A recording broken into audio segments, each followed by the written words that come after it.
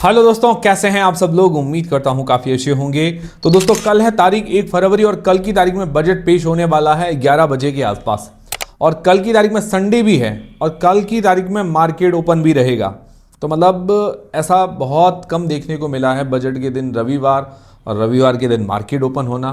तो ऐसे कम ही संयोग देखने को मिलते हैं। खैर, अभी संयोग आ गया है तो अब मार्केट भी ओपन रहेगा और कल की तारीख में जो ट्रेडिंग वगैरह है नॉर्मली चालू रहेगी। नॉर्मली जो मार्केट चालू होता है 9 बजे, तो वही चालू रहेगा और 9 बजे से लेकर 9-8 तक प्री मार्केट का सेशन रहता है। तो उसके बाद 9:15 से 3:30 नॉर्मल ट्रेडिंग वगैरह होती है, तो वो सब चालू रहेगी। ठीक है, तो बजट के अंदर खास क्या क्या बातों का ध्यान रखना है वो तो हम जानेंगे ही। उसी के साथ बजट के अंदर ऐसी क्या अनाउंसमेंट हो सकती है जिससे शेयर मार्केट के अंदर बम्पर तेजी देखने को मिल सकती है, जो कि भी आप देखा जाए पिछले 1-1.5 साल से लगातार हमें जो गिरावट है, बहुत मंदी देखने को मिल रही है।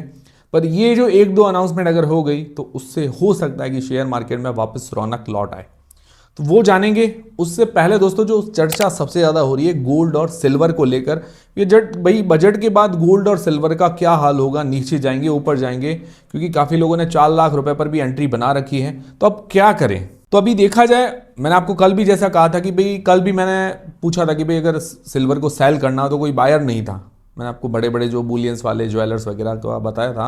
ऑफलाइन मैंने काफ़ी पूछा तो काफ़ी लोग कह रहे थे कि अभी मार्केट बंद है, कोई भी लेने के लिए तैयार नहीं आगे। भाई छोटे ज्वेलर्स भी ऐसे ही कह रहे थे, कोई आगे लेने के लिए तैयार नहीं। बड़े ज्वेलर्स जो बुलियंस वाले होते हैं, जो प्योर गोल्ड और सिल्वर का जो जिनके पास बिस्किट्स होते हैं वही बिजनेस करते हैं, वो भी मना कर रहे थे। वो भी कह रहे थे आगे मुंबई के अंदर मार्केट बंद है, दिल्ली के अंदर मार्केट बंद है, बजट के बाद सारी प्राइजेज आएंगे, अभी हम नहीं लेंगे।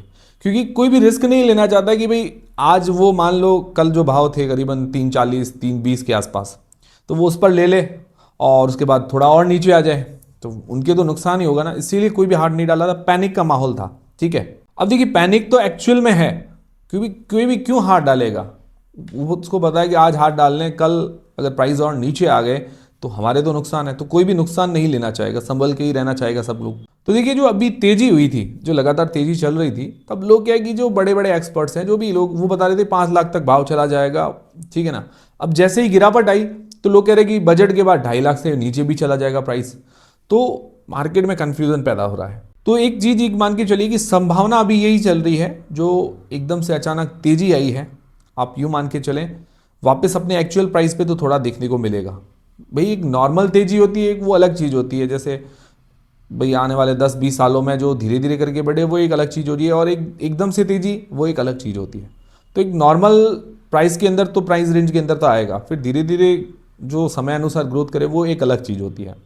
तो ये पॉसिबल है कि थोड़ा नीचे आते हुए हमें देखने को मिले। बाकी मैं ये नहीं कह रहा हूँ इसके भरोसे आपको रहना है, ना इसके भरोसे आपको डिसीजन बनाना है, कोई बाय सेल का रिकमेंडेशन नहीं, ये भी ध्यान में रखिएगा। और देखिए, जो अचानक से तेजी आई थी, काफी लोगों ने प्रॉफिट बुकिंग भी की है, काफी लोगों ने नया बाय भी करके रखा है, और काफी लोगों ने 4 लाख रुपए पर भी बाय कर रखा है। तो उनको क्या करना चाहिए वो भी हम जानते हैं। तो देखिए, अगर आपका ओवरऑल टारगेट लॉन्ग टर्म का है, भाई आपने जैसे गोल्ड सिल्वर, हमारे घर में लोग जो लेते हैं पुराने टाइम से भी, हमारे गोल्ड सिल्वर बहुत प्रीशियस ज्वेलरी के लिए एक प्रीशियस एसेट माना जाता है। मतलब इसको लोग रखते हैं, गोल्ड सिल्वर घर में होता है।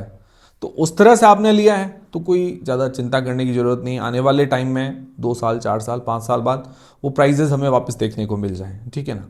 तो उसमें कोई बड़ी दिक्कत वाली बात नहीं है। बट अगर आपने यही लिया था कि भाई हम शॉर्ट टर्म में ट्रेडिंग करेंगे, तो थोड़ा बहुत आपको थोड़े दिन नुकसान भी झेल के रखना पड़ सकता है। ये चीज़ें तो होगी ही। अब बजट में क्या पॉसिबल है, बजट में एक चीज़ और पॉसिबल है, कस्टम ड्यूटी जो 6% के आसपास है, वो थोड़ा हो सकता है कि उसके अंदर और हमें कम होते हुए देखने को मिले, जिससे क्या है कि प्राइजेस हमें कम होते हुए देखने को और मिल सकते हैं गोल्ड और सिल्वर के, अगर कस्टम ड्यूटी पर इफेक्ट देखने को मिलता है तो। और दूसरी चीज़ मैंने आपको ये बताई थी कि भाई जो ये सिल्वर यूज़ हो रहा है सोलर के अंदर, ईवीज़ के अंदर, रिन्यूएबल एनर्जीज के अंदर जो हो रहा है यूज़, देखिए अगर ये यूज़ होगा ज़्यादा और प्राइजेस भी ऐसे बढ़ेंगे, तो वो जो सोलर वाली चीज़ है, ईवी वाली चीज़ है, वो अफोर्डेबल नहीं होगी लोगों के लिए। अभी आप मिठाई के अंदर भी देख लीजिए, जो चांदी का वर्क लगता है, पहले कोई कहता था कि भाई 600 रुपये में वो पैकेट मिल जाता था, अभी वो 2700 2800 3000 रुपये के आसपास मिलता है वो पैकेट।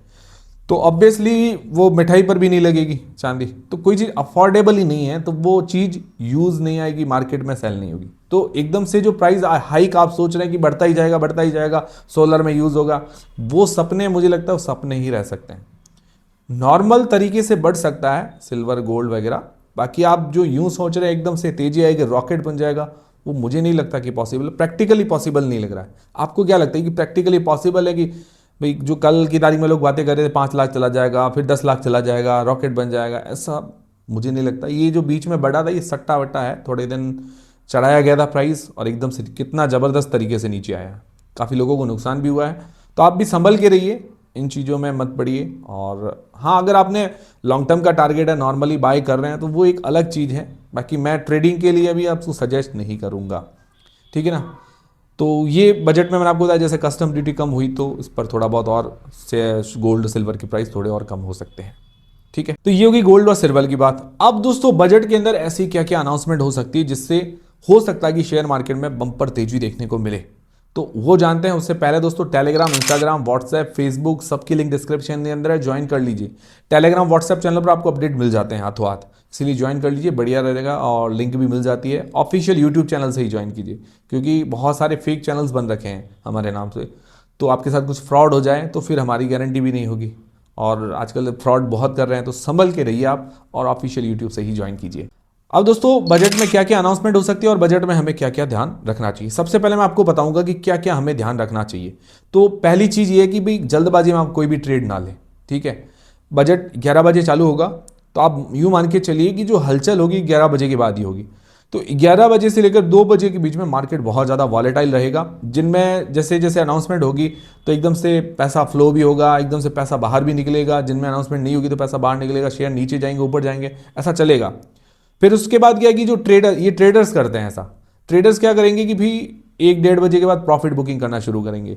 जिसको शॉर्ट सेल किया है तो उसकी वापस बाइंग शुरू कर देंगे, और जिसको बाय किया उसको सेल करना शुरू कर देंगे, तो वो प्रॉफिट बना के निकल जाएंगे, फिर फंसेंगे आप। तो जल्दबाजी से आपको ट्रेड नहीं लेना, ना कोई जो शेयर के अंदर आपको पढ़ना है। वो कोई 2-4%, 5% चढ़ भी गया तो ऐसी कोई देरी नहीं हो जाएगी, ठीक है, कि भाई आपको ट्रेन मिस हो गई है, आप बाद में भी ले सकते हैं। तो वो चीज़ आप क्या करिए कि पूरा बजट सुन लीजिए कि भाई किन किन सेक्टर में अनाउंसमेंट हुई है, अच्छे से सुन लीजिए भाई, टीवी चैनल्स पर भी देख लीजिए। मैं हो सकता है मैं भी आपको अपडेट कर दूंगा टेलीग्राम, व्हाट्सएप पर, या यूट्यूब वीडियो बनाकर भी अपडेट कर दूंगा। तो वो देख लीजिए, उसके बाद एनालिसिस करके आप सोचिए कि अब हमें किस स्टॉक के अंदर एंट्री बनानी है। तो वो 2-2:30 बजे 3 बजे के बाद कीजिए, या अगले दिन कीजिए, कोई जल्दबाजी तो है नहीं। तो ये चीज़ का विशेष आप ध्यान रखें, जल्दबाजी में ट्रेड ना लें, नहीं तो नुकसान हो सकता है। मैं तो ये चाहता हूँ आपका नुकसान ना हो, पैसा बचा के रखिए, वो ज़्यादा फायदा है। और अभी के टाइम में पैसा बचाना बहुत ज़रूरी है। तो पैसा बचता है वही बड़ा प्रॉफिट है, ठीक है ना। आपने ट्रेड ले लिया, आपका नुकसान हो गया तो वो तो लॉस कर दिया आपने, तो वो कहाँ फायदा होगा। मान लो आप 1 लाख रुपए लगाने वाले थे और 25% का लॉस कर दिया, एक एग्जाम्पल के लिए समझा रहा हूँ, 25% का लॉस, 25,000 का लॉस हो गया। और वही मान लो आपने नहीं लगाया, आप देख रहे हैं, तो वो 25,000 तो आपके बच गए, मतलब वो प्रॉफिट हो गया ना आपका। तो थोड़ा वेट एंड वॉच करके आराम से डिसीजन बनाना चाहिए। दूसरा, अब मेन सबसे जो फोकस है सबका कि भी बजट के अंदर ऐसी क्या अनाउंसमेंट हो सकती है जिससे शेयर मार्केट में रौनक लौट सकती है। तो मुझे पर्सनली ऐसा लगता है, मुझे ऐसा लग रहा है कि जो LTCG और STCG, long term capital gain tax और short term capital gain tax, ये क्या होते हैं शेयर मार्केट के अंदर।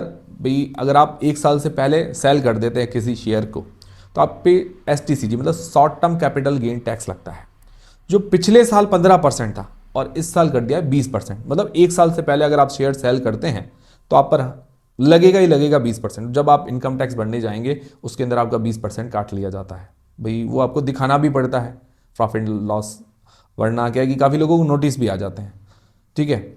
जिनकी इनकम ज़्यादा नहीं है, इनकम टैक्स रिटर्न नहीं भर रहे हैं, तो उनके कब किसी किसी की नोटिस नहीं भी आता है।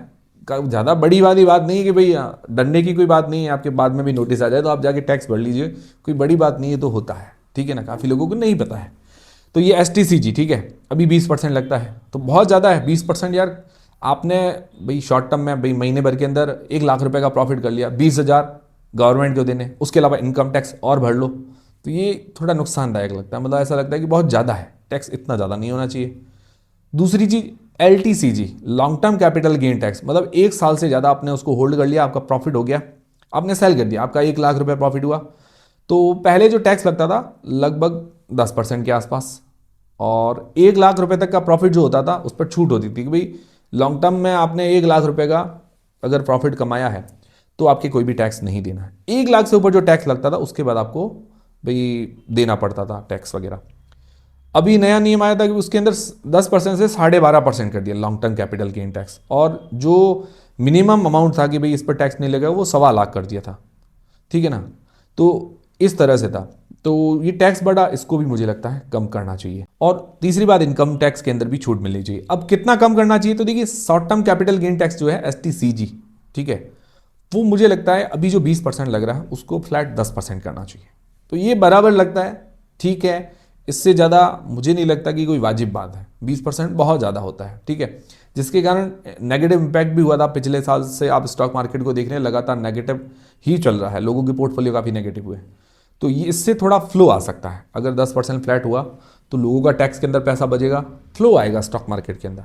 दूसरी चीज़ जो LTCG है उसको भी या तो फ्लैट 10% कर दे, ठीक है। और दूसरी चीज़ है कि जो अभी 1.25 लाख तक छूट है उसको 5 लाख तक मुझे लगता है ऐसा कर लेना चाहिए। 5 लाख तक करें लॉन्ग टर्म के अंदर भी, उसका प्रॉफिट अगर 5 लाख तक है तो कोई भी टैक्स नहीं देना है, ठीक है। अब देखिए लोग इन्वेस्ट किस लिए करते हैं भाई, एक तो इनकम टैक्स तो भर लिया, और नॉर्मली हम कोई भी चीज़ बाय करते हैं, नॉर्मली आप कोई भी चीज़ बाय कर लीजिए, चिप्स का पैकेट भी बाय कर लीजिए, इलेक्ट्रॉनिक लैपटॉप वगैरह मोबाइल, सब में अपने को टैक्स तो भरना ही है। टैक्स भर भर के आ रहे हैं, इनकम टैक्स भी दे रहे हैं। फिर जहाँ इन्वेस्ट कर रहे हैं पैसा बचाने के लिए, फिर वहाँ पर प्रॉफिट होता है तो वहाँ पर भी हम टैक्स दे रहे हैं। तो ये थोड़ा कम होना चाहिए। टैक्स भले ही लो, नो डाउट आपको टैक्स वगैरह लेना है तो, पर एक मतलब उसका थोड़ा सहूलियत हो लोगों को। जैसे LTCG में 5 लाख तक आप कर लीजिए कि भाई 5 लाख तक छूट है, और उसके बाद से आपका 10% फ्लैट टैक्स लगेगा। 10% एक बढ़िया है, मतलब ज़्यादा भी नहीं है और कम भी नहीं है। तो थोड़ा गवर्नमेंट को भी मिलता रहे और लोगों को भी बेनिफिट हो, ताकि क्या है कि इससे इन्वेस्टमेंट आएगा और इन्वेस्टमेंट का फ्लो बढ़ेगा, इससे शेयर मार्केट के अंदर रौनक आ सकती है। आपको क्या लगता है कि ये आइडिया कैसा है, और ऐसा होना चाहिए नहीं होना चाहिए, मुझे कमेंट करके ज़रूर बताइएगा। पर्सनली मुझे तो लगता है ऐसा होना चाहिए। और इनकम टैक्स को मतलब जो अभी इनकम टैक्स के अंदर लगभग छूट है 12 लाख तक, तो उसको थोड़ा और मुझे लगता है बढ़ाना चाहिए, ऐसा मुझे पर्सनली लगता है। फिर रियल एस्टेट और गोल्ड के अंदर क्या होता है कि भी जो लॉन्ग टर्म होता है, स्टॉक मार्केट के अंदर लॉन्ग टर्म होता है 1 साल तक होल्ड किया तो आपने लॉन्ग टर्म, 1 साल के बाद आपका वो लॉन्ग टर्म में गिना जाएगा। रियल एस्टेट और गोल्ड 2 साल मिनिमम 24 महीने आपको होल्ड करना पड़ता है, उसके बाद लॉन्ग टर्म में गिना जाता है। अगर शॉर्ट टर्म में आपने सेल कर दिया 2 साल से पहले, STCG लगता है, वो आपके इनकम टैक्स स्लैब के हिसाब से लगेगा, ठीक है। जितना आपका इनकम टैक्स भरते हैं उस हिसाब से जो प्रॉफिट होगा उसके अंदर ऐड हो जाएगा। और LTCG जो है long term capital gain tax, वो लगेगा फ्लैट 12.5% अभी के हिसाब से। पहले क्या लगता था, पहले 20% लगता था, तो आप कहेंगे 20% तो ज़्यादा था, इन्होंने कम कर दिया। ऐसा नहीं है। तो पहले 20% लगता था, प्लस इंडेक्सेशन का फायदा मिलता था। जो महंगाई बढ़ती थी, महंगाई दर होती थी वो बढ़ती थी, उसका फायदा मिलता था। उससे क्या होता था कि भाई जो फ्लैट की रेट है आज मान लो 10 लाख है, तो कल की तारीख में उसकी महंगाई बढ़ बढ़ के वो 20-25 लाख हो जाएगी। तो फिर उस हिसाब से क्या है कि टैक्स जो है कम हो जाता था। तो वो क्या है कि वो लोगों को बेनिफिशियल था वो ज़्यादा, ठीक है।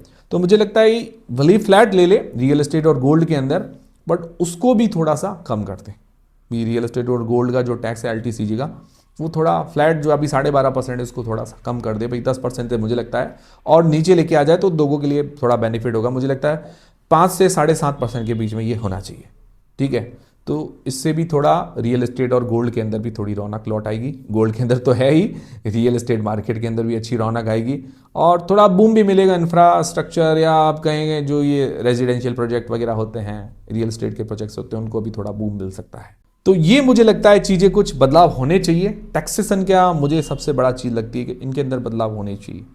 तो एक स्टॉक मार्केट के लिए बेनिफिट है, आम आदमी के लिए बेनिफिट है, सबके लिए बेनिफिट है, ठीक है। अब देखते हैं कल क्या अनाउंसमेंट करते हैं। कुछ LTCG और STCG पर कुछ अनाउंसमेंट होती है नहीं होती है, वो सबसे महत्वपूर्ण रहेगा।